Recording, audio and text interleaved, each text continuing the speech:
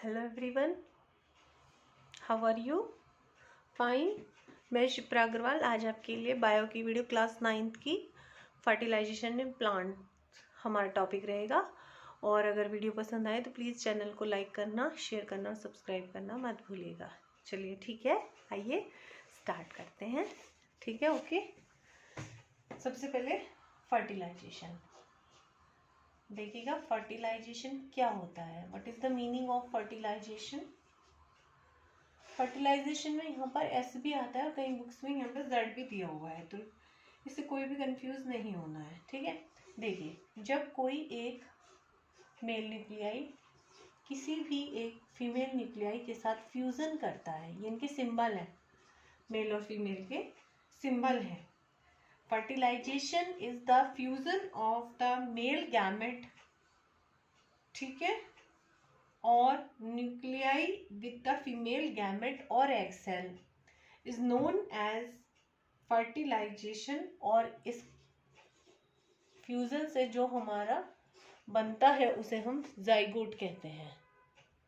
ठीक है, तो क्या बताया मैंने कि जब स्पर्म या मेल गैमेट का न्यूक्लियाई फीमेल गैमेट और ओवम के न्यूक्लियाई से मिलता है, फ्यूज करता है, तो जो स्ट्रक्चर बनता है उसे जाइगोट कहते हैं और इस प्रोसेस को हम फर्टिलाइजेशन कहते हैं।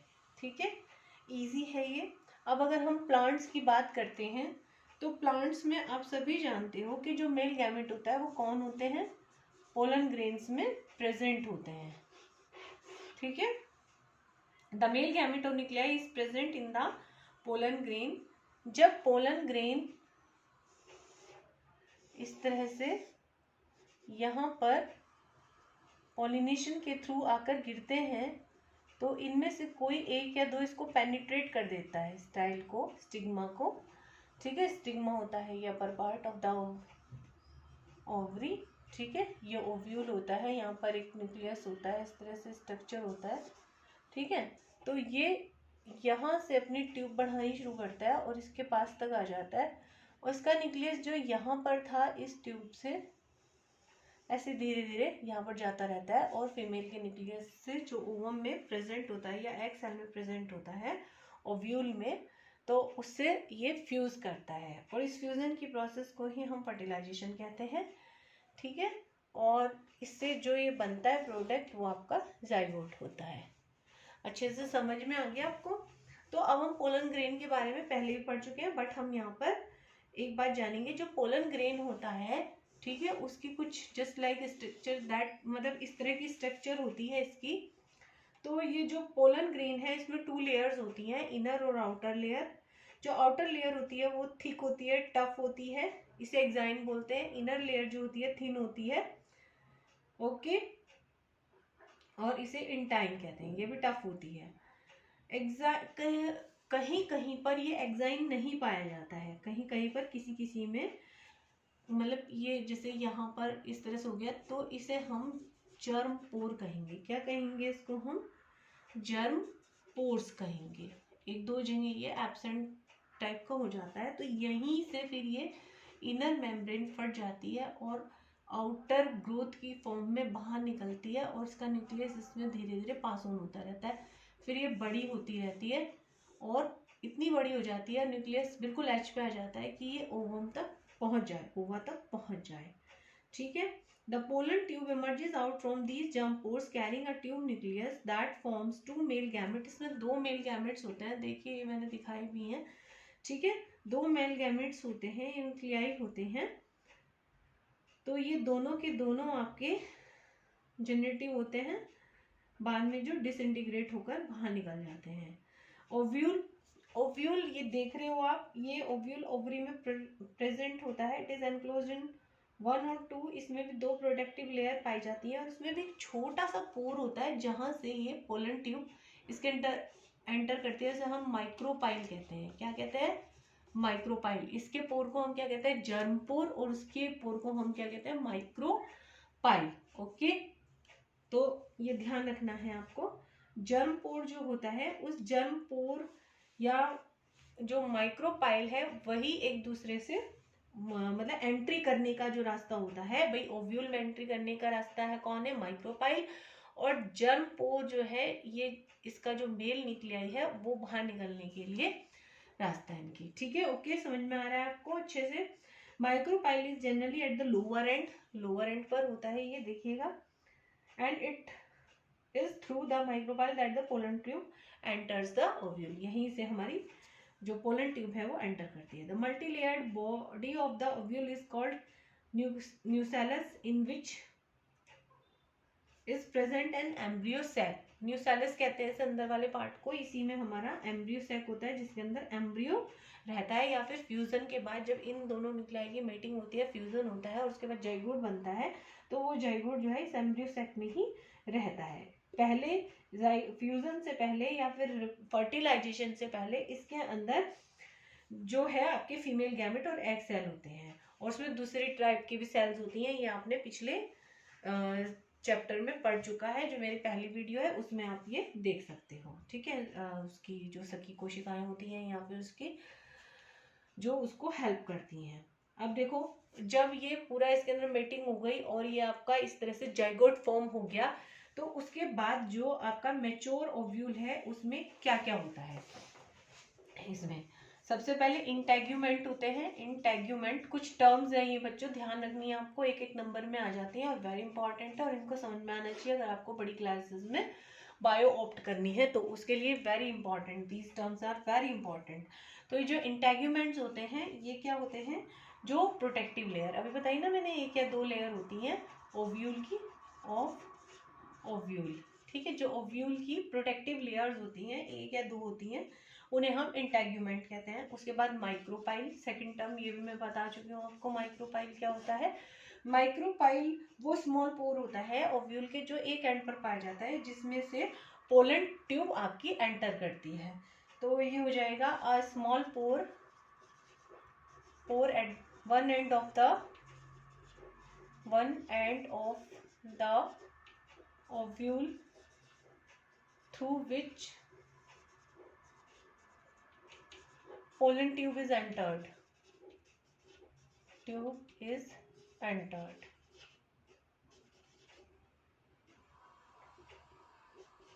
ठीक है, आ रहा है आपको समझ में अच्छे से, बिल्कुल साफ क्लियर हो रहा है आपको, है ना। अगर कहीं भी कोई प्रॉब्लम हो तो आप मेरे से कमेंट बॉक्स में कमेंट करके पूछ सकते हो। उसके बाद एक मैंने टर्म बताया आपको, न्यूसेलस, है ना।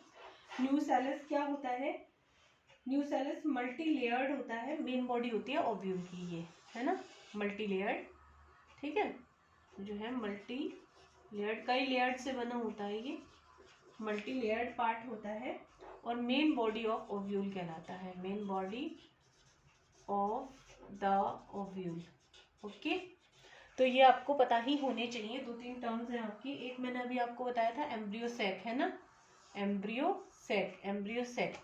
तो ये एम्ब्रियो सैक क्या है आपका, एम्ब्रियो सैक जैसे नाम से ही आपको पता चल रहा है भाई, एम्ब्रियो के रहने का थैला, सैक का मतलब तो थैला।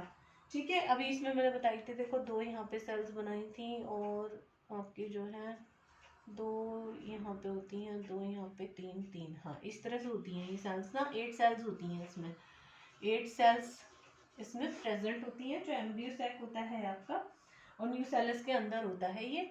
ओके, कहाँ होता है ये बाहर वाला तो आपका हो गया न्यूसेलस, न्यूसेलस, और ये अंदर वाला हो गया आपका एम्ब्रियो सैक, इसके अंदर प्रेजेंट होता है। ये तीन जो होती हैं आपकी, ये तीन एक साथ बनाई है मैंने, ध्यान से देखना, ये तीन बनाई हैं, दो बीच में बनाई हैं आपके, जो तीन होती हैं अपोजिट माइक्रो, जो मतलब माइक्रोबियल एंड माइक्रोबाइल एंड है जिसके अपोजिट पाई जाती है ये वाली, दीज, ये आपकी एंटीपोडल सेल्स होती हैं, एंटीपोडल सेल्स, क्या कहते हैं इनको, जो ऊपर की तरफ 3 होती है माइक्रोपाइल के अपोजिट होती हैं, इनको हम 3 एंटीपोडल सेल कहते हैं। एक इसमें एग सेल होती है, एग सेल, एग सेल, जिससे कि ये इसका न्यूक्लियस में जो जो पोलन ट्यूब में न्यूक्लियस आता है वो इससे फ्यूज करता है, और दो सिनर्जिड्स होते हैं और दो पोलर न्यूक्लियाई होते हैं, वो भी आपके सेंटर में आकर यहाँ पर लग जाते हैं, ये दो आपके पोलर न्यूक्लियाई होते हैं। ओके, और जो आपके यहाँ से ये दो न्यूक्लियस आए हैं वो भी यहीं पर आ जाते हैं, इसके पास एक्सल के पास आ जाते हैं। जो सिनर्जिड्स होती हैं, 2 सिनर्जिड्स और 2 आपके जो ये हैंगे, ठीक है, ये मतलब किसी भी एग सेल के एक साइड होते हैं। पोलर न्यूक्लियाई बना दिया हमने, यहाँ पे जो है सिनर्जिड्स बना देते हैं। सिनर्जिड्स होते हैं, ये हेल्प करती हैं। अभी बताया ना मैंने, सखी कोशिकाएं कहते हैं इनको, सह कोशिकाएं भी कहते हैं, हिंदी में कई नाम होते हैं। ये हेल्प करती हैं, एग सेल की हेल्प उसमें पाए जाते हैं। ये तो आप पोलर न्यूक्लियाई बना दो, ठीक है, कुछ भी आप ऐसे ड्रॉ कर सकते हो। दोबारा से देखिएगा, ठीक है, इस तरह से।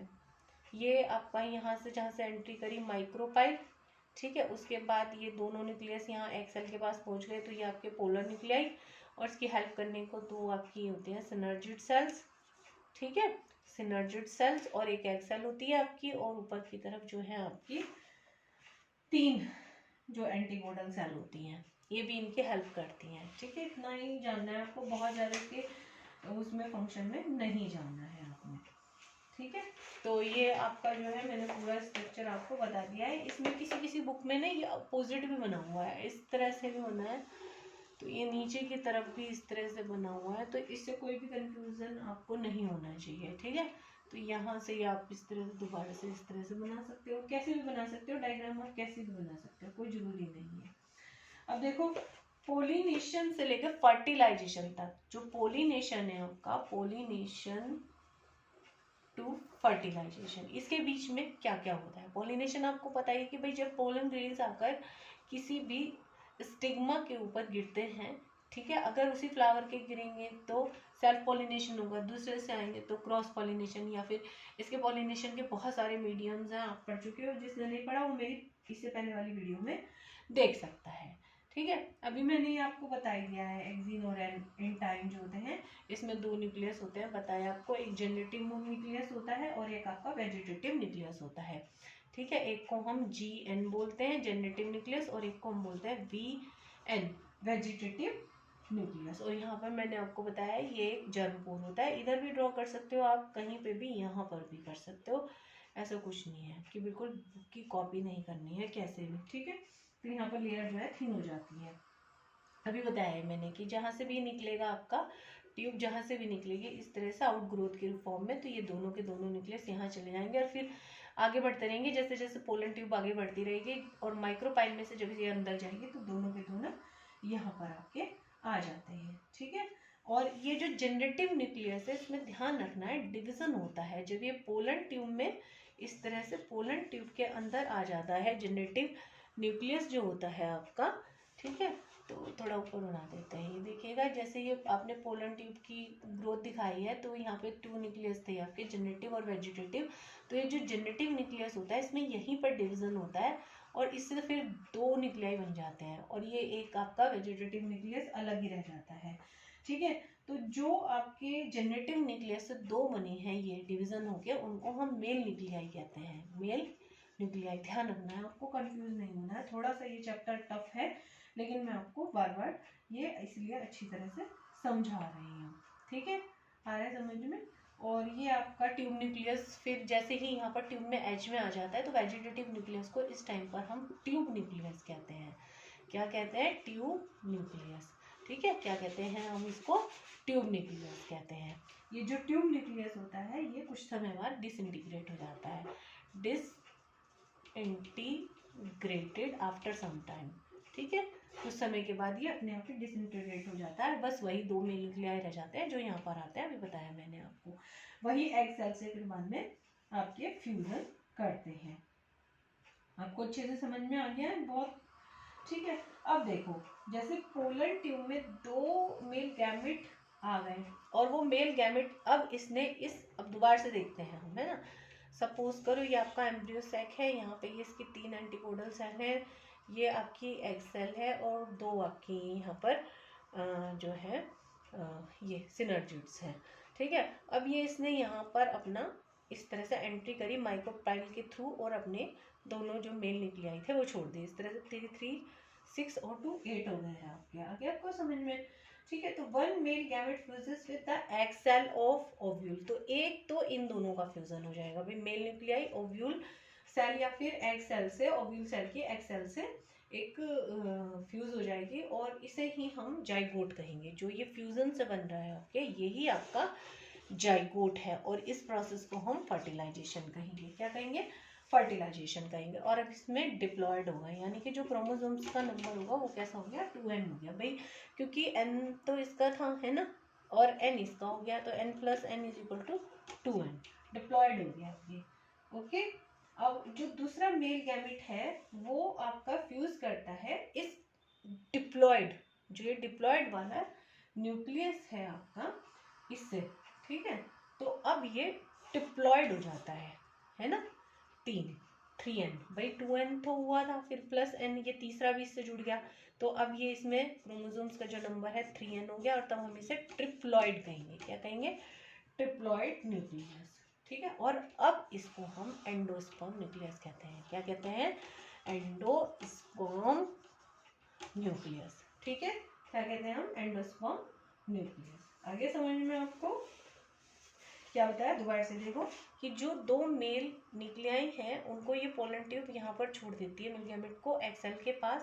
पहले एक एक्स सेल के साथ फ्यूजन होता है, जाइगोट बनता है, इसमें क्रोमोसोम्स का नंबर n + n 2n हो जाता है, डिप्लॉयड होता है ये, इस टाइम पर इसे जाइगोट कहते हैं और इस प्रोसेस को हम फर्टिलाइजेशन कहते हैं। फिर जो दूसरा मेल गैमेट है वो इस डिप्लॉयड न्यूक्लियस के साथ फिर से फ्यूजन करता है, 2n + n अब 3n हो जाते हैं, तब हम इसको, ठीक है, क्या कहेंगे? ट्रिप्लॉयड कहेंगे, ट्रिप्लॉयड न्यूक्लियस या फिर एंडोस्पर्म न्यूक्लियस कहेंगे।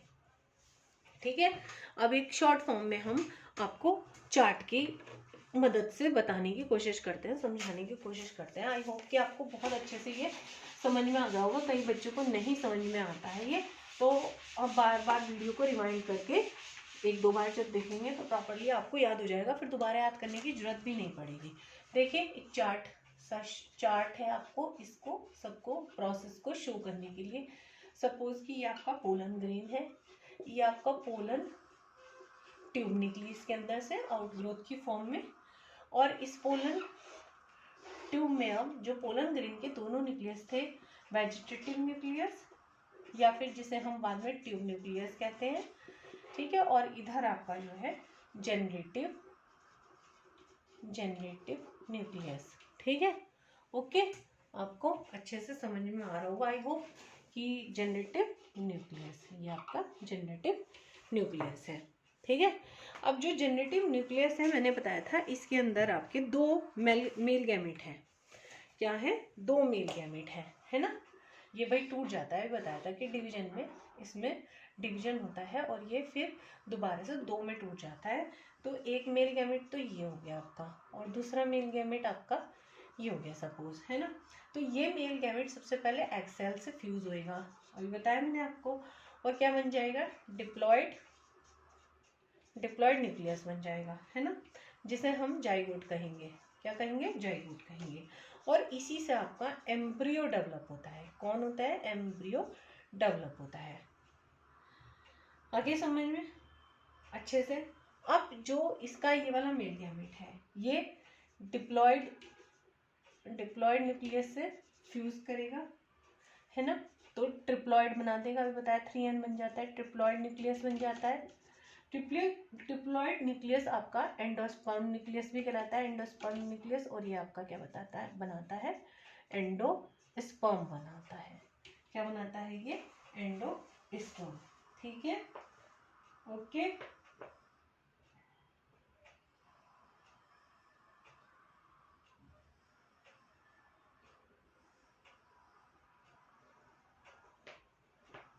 और इसी में आपके जो है एंडोस्पर्म में फूड स्टोर रहता है। अभी 2 मिनट मैंने आपको इसलिए दिए थे कि ताकि आप दोबारा से एक चार्ट को अपने मन में एक बार से रिवाइज कर दो। अब देखो, एक बार तो यहाँ पे फर्टिलाइजेशन हुआ। क्या हुआ? फर्टिलाइजेशन, है ना, हुआ भी आपके सामने फर्टिलाइजेशन। फिर इस फर्टिलाइजेशन से जो डिप्लॉयड बना, फिर उसमें दोबारा से फ्यूजन हुआ, मेल गैमेट का डिप्लॉयड बना, तो फिर दोबारा फर्टिलाइजेशन हुआ, इसलिए इसे हम डबल फर्टिलाइजेशन कहते हैं। क्या कहते हैं? Double fertilization. क्या कहते हैं? Double fertilisation. कलेक्टिवली दोनों को, मतलब जो ट्रिपल न्यूक्लियस है उसको प्लस फर्टिलाइजेशन जो भी प्रोसेस हुई है उसकी फिर ट्रिप्लॉयड न्यूक्लियस जब उससे मिल रहा है तो उसको हम डबल फर्टिलाइजेशन आपका कहते हैं। तो आपको ये सारे के सारे टर्म्स अच्छे से समझ में आ गई होंगी। एक बार और दोबारा से हम डबल फर्टिलाइजेशन के बारे में देख लेते हैं, थोड़ा सा ही बता पाई हूँ क्योंकि मैं यहाँ पर सिर्फ 2 sets of fertilization takes place in the embryo sac. Embryo sac में देखा था आपने दो तरह के 2 सेट्स होते हैं फर्टिलाइजेशन के, इसलिए हम इसे डबल फर्टिलाइजेशन कहते हैं। ठीक है, और ये फ्लावरिंग प्लांट्स में पाए जाते हैं। फ्लावरिंग जिनमें फ्लावर्स लगते हैं उन वाले प्लांट्स में ये ऑब्जर्व किया जाता है डबल फर्टिलाइजेशन। ठीक है, ओके, अच्छे से समझ में आ रहा है। इसमें क्या हुआ आपका, एक तो फ्यूजन हुआ है आपका मेल गैमेट और फीमेल उसका, सॉरी एक्सेल का, मेल गैमेट और एक्सेल का फ्यूजन हुआ है। फिर जो 2 पोलर न्यूक्लियाई थे उनका इस वाले मेल गैमेट से फ्यूजन हुआ है। ठीक है, तो उसे हम ट्रिपल फ्यूजन कहा हमने, ट्रिप्लॉइड बना जिसमें n+n। ओके, समझ में आ रहा है। तो आपने यहाँ पर ये देखा कि 2 बार फर्टिलाइजेशन हुआ है। एक बार तो मेल गैमेट प्लस एक्सेल मिले, जाइगोट बना जिससे आपका एम्ब्रियो डेवलप होगा। दूसरे में एक मेल गैमेट से आपके 2 पोलर न्यूक्लियाई जो प्रेजेंट थे, ठीक है, उनका फ्यूजन हुआ है। तो diploid nucleus plus N, triploid nucleus बना है, 3 वाला न्यूक्लियस बना है। फिर वो एंडोस्पर्म न्यूक्लियस में कन्वर्ट हो गया, जो बाद में एंडोस्पर्म देता है। इसे हम एंडोस्पर्म न्यूक्लियस बोलते हैं जब 2n+n हो जाते हैं। ठीक है, तो ये हमारा जो है एंडोस्पर्म देता है जिसमें हमारा फूड स्टोर रहता है। और ये एम्ब्रियो जब तक स्वयं सीडलिंग की फॉर्म में नहीं आ जाता और छोटा सा प्लांट नहीं बन जाता, खुद अपना फोटोसिंथेसिस करके अपनी फूड को खुद नहीं बनाने लगता, तब तक ये अपने फूड के लिए इस एंडोस्पर्म के ऊपर ही डिपेंड करता है, इसी से अपना फूड लेता रहता है। ठीक है, अब देखो मैं इसे एक बार और आपको दिखाने की कोशिश कर रही हूँ डबल फर्टिलाइजेशन, एक छोटे से उससे डायग्राम से दोबारा से हम देखते हैं। देखो ये इस तरह का था, बस खाली आपको मेन उसमें ही ध्यान देना है, ज़्यादा उसमें नहीं जाना है। ठीक है, तो ये इस तरह का स्ट्रक्चर इसमें होता है। ये माइक्रोपाइल है आपका, माइक्रोपाइल है आपका, आप देख रहे हो। यहाँ से आपकी पोलन ट्यूब इसके अंदर एंटर करती है ना। इसके अंदर आपको पता ही है 2 मेल गैमेट थे। यहाँ पर आपके 3 सिनर्जिड्स थे, मतलब 2 सिनर्जिड्स थे आपके, 2 सिनर्जिड्स थे, 2 पोलर न्यूक्लियाई थे, एक आपका एक्सेल थी। ये आपकी सपोज एक्सेल है ना।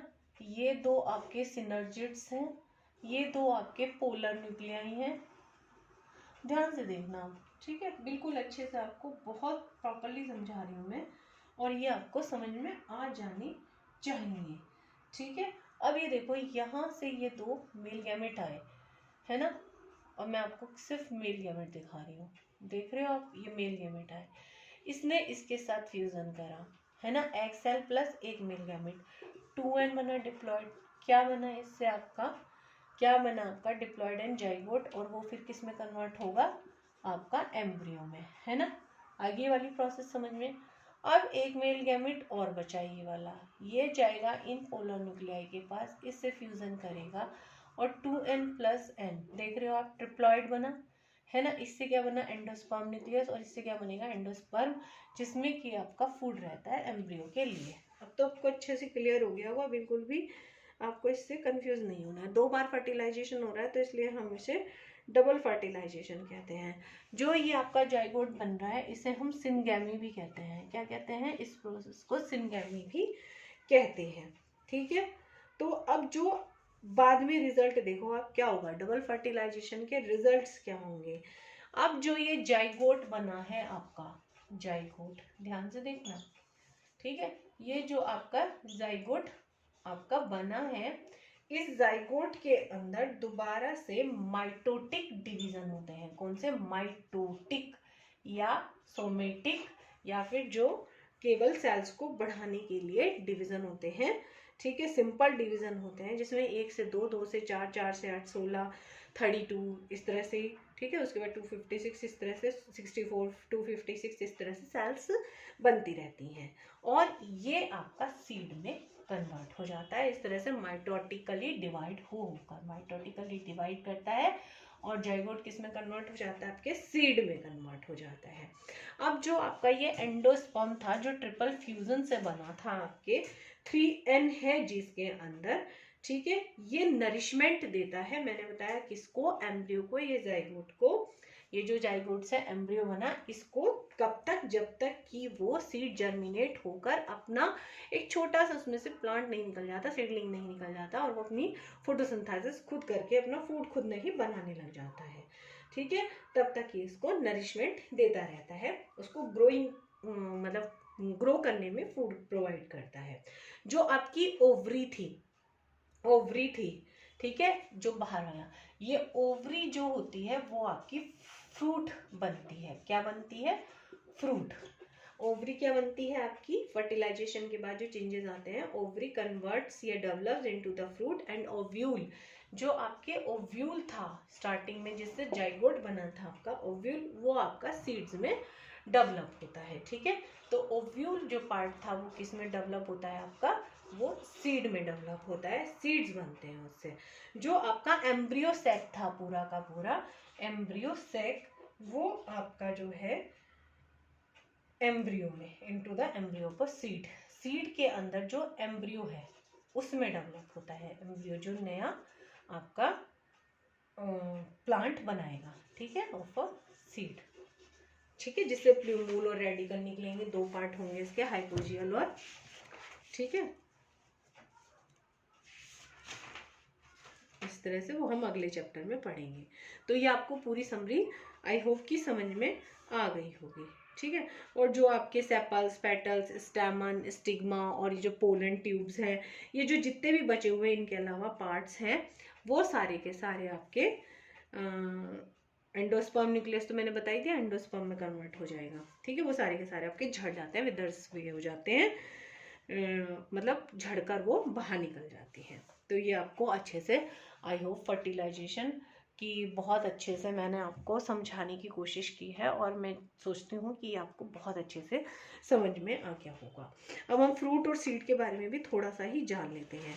जो हमारा फ्रूट होता है वो मैंने बताया आपको, वो फ्रूट ओवरी से बनता है, यानी कि मैच्योर और राइपेंड जो ओवरी होती है वही आपकी फ्रूट में कन्वर्ट होती है, ठीक है। और जो ओव्यूल होते हैं वो आपके सीड में डेवलप होते हैं, जितने भी ओव्यूल्स होते हैं। A number of vegetables that we eat like tomato, brinjal, lady's finger and cucumber that contain seeds are actually fruits in the true botanical sense। उसमें true botanical sense में आपके एक्चुअली में वो फ्रूट्स हैं।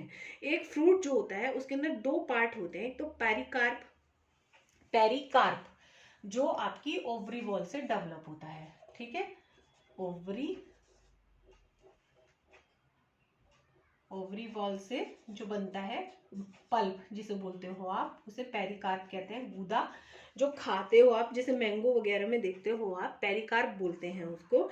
और जो सीड्स होते हैं जो ओव्यूल से डेवलप हुए हैं, जो उसमें गुठली होती है वो होती है आपकी, ठीक है। और जो बाहर वाला होता है, ये इसके भी कई पार्ट्स होते हैं आपके। एक तो एपिकार्प जो उसका छिलका होता है, एपिकार्प उसे बोलते हैं। जो फ्लैशी पार्ट होता है बीज का जिसे हम खाते हैं मैंगो का, वो मीजोकार्प होता है। मैंगो में बहुत अच्छे से आपको ये समझ में आ जाएगा। इमेजिन करो आपके हाथ में मैंगो है और आपको उसको बायोलॉजिकली वो कर रहे हो, और जो अंदर वाला पार्ट है उसे हम एंडोकार्प कहते हैं। जो गुठली होती है या सीड होता है उसके बाहर वाले पोर्शन, ठीक है, उसके अंदर फिर एंडोकार्प के अंदर सीड होता है, कोट होता है, और मतलब सीड कोट होता है और सीड होता है।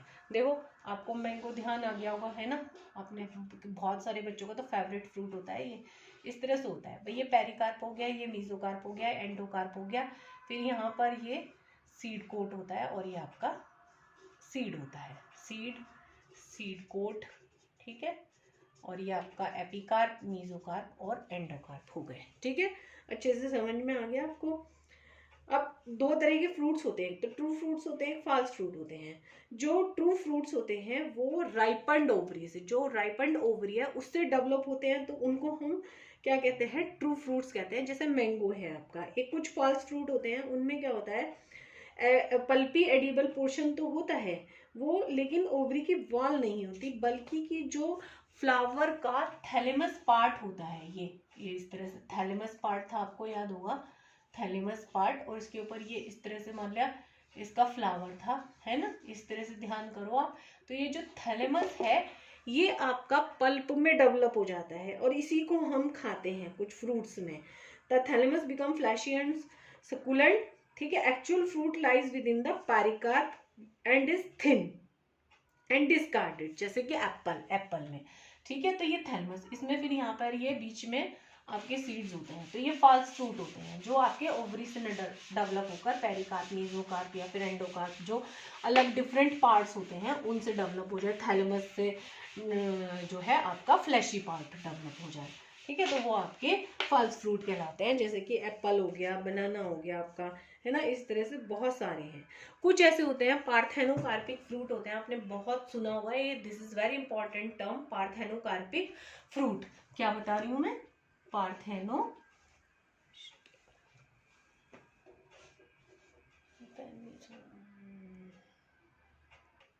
कुछ फ्रूट्स होते हैं आपके जिनको हम पार्थेनोकार्पिक फ्रूट्स कहते हैं, ठीक है।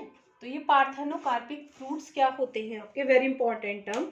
जो fruits, a fruit that develops without fertilisation from the ovary, जिसमें कि ओवरी में फर्टिलाइजेशन नहीं होता है, और जो फ्रूट इस तरह से डेवलप होते हैं विदाउट फर्टिलाइजेशन, उन्हें हम पार्थेनोकार्पिक फ्रूट कहते हैं। क्या कहते हैं? Parthenocarpic fruit. Such a fruit is generally seedless और हैज नॉन वायबल सीड्स। इनसे ऐसे सीड्स बनते हैं जिनसे प्लांट बन ही नहीं सकता, नॉन वायबल सीड्स होते हैं इनके अंदर, जैसे कि बनाना, ग्रेप्स, ऑरेंजेस, वाटरमेलन, ठीक है। ये सारे के सारे मैनी वैरायटीज होती हैं इनकी, ठीक है। इनमें जो है नॉन वायबल और फिर या फिर ये सीडलेस होते हैं तो फिर नॉन वायबल होते हैं, ओके। इनमें खाली जो है फ्लावर्स के ऊपर ग्रोथ हार्मोन्स का छिड़काव करके, जैसे जिब्रेलिन वगैरह, वो विदाउट फर्टिलाइजेशन फ्रूट्स बनाए जाते हैं। अब सीड क्या होता है? सीड मैंने अभी बताया था, राइपेंड ओव्यूल जो होता है, राइपेंड पका हुआ जो ओव्यूल, जो पका हुआ ओव्यूल होता है, वही आपका सीड में कन्वर्ट होता है, वही आपका सीड में कन्वर्ट होता है। इसके अंदर एम्ब्रियो होता है। क्या होता है? इसके अंदर एम्ब्रियो होता है, उससे ही आपका नया प्लांट डेवलप होता है, ठीक है। और सीड में सीड कवर होता है जो एम्ब्रियो को प्रोटेक्ट करता है, किसी भी डैमेज से बचाता है। अब देखो significance of fruits and seeds. भाई फ्रूट्स क्या हैं आपके? एक तो सबसे पहले ये सीड को प्रोटेक्ट करने का काम करते हैं और अनफेवरेबल कंडीशंस से बचाते हैं, ताकि हमारी ये ग्रोथ होती रहे और हम फ्रूट्स खाते रहे। फूड का सोर्स है, केमिकल्स का सोर्स है, जैसे शुगर, विटामिन और मिनरल्स, बहुत सारी चीज़ें मिलती हैं। डिस्पर्सल ऑफ सीड्स में हेल्प करता है ये, है ना। और कुछ में ये डेवलपिंग जो सीडलिंग्स होते हैं उनको आपका फूड भी प्रोवाइड करता है, न्यूट्रिशन भी प्रोवाइड करता है। अब सिग्निफिकेंस, भाई सीड के अंदर एक छोटा सा एम्ब्रियो होता है, बताया मैंने आपको, जिससे नया प्लांट बनता है, शूट रूट और में डेवलप होता है। 2 कोटिलीडन्स पाए जाते हैं आपके, फूड मटेरियल्स रहता है इन वाले कोटिलीडन्स में, नरिशमेंट देते हैं जब तक कि नया प्लांट आपका सीड से नहीं निकल जाता, वो अपनी फोटोसिंथेसिस खुद निकल लेता है। इसके चारों ओर एक सीड कोट पाया जाता है, आपका सीड कोट होता है, ठीक है, जो आपकी इसकी सीड की रक्षा करता है अनफेवरेबल कंडीशन से, टेम्परेचर, लाइट, वाटर, इन सब चीज़ों से बनाता है, और सीड फिर जर्मिनेट होकर नया प्लांट देता है। बस आज के वीडियो में हमारा इतना ही, और आई होप कि आपको बहुत पसंद आएगी वीडियो, ठीक है। Thank you very much, take care, और चैनल को लाइक करना, शेयर करना और सब्सक्राइब करना प्लीज़ मत भूलिएगा। बाय।